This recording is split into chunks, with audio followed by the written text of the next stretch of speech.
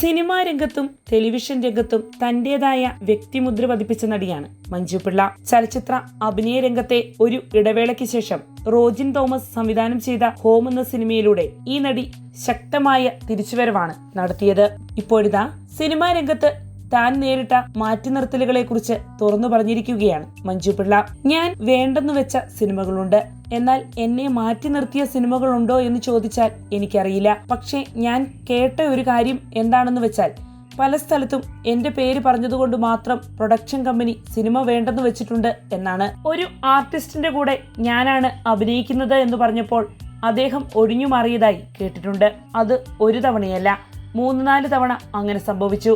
നേരിട്ട് പറ്റില്ല എന്ന് പറയില്ല, പകരം ചെയ്യാമെന്ന് പറയുകയും പിന്നീട് നൈസായിട്ട് സമയമില്ല, തിരക്കഥ ഒന്നുകൂടി തിരുത്തിയിട്ട് വരൂ എന്നൊക്കെ പറഞ്ഞ് ഒഴിവാകുകയുമാണ് ചെയ്യാറുള്ളത്. ഇന്നും ആ വ്യക്തി അഭിനയ രംഗത്ത് സജീവമാണ്. കണ്ടാൽ ചിരിക്കുകയും സംസാരിക്കാറുമുണ്ട്. ഞാൻ ഒന്നും അറിഞ്ഞ ഭാവം നടിക്കാറുമില്ല, മഞ്ജു പിള്ള പങ്കുവച്ചു.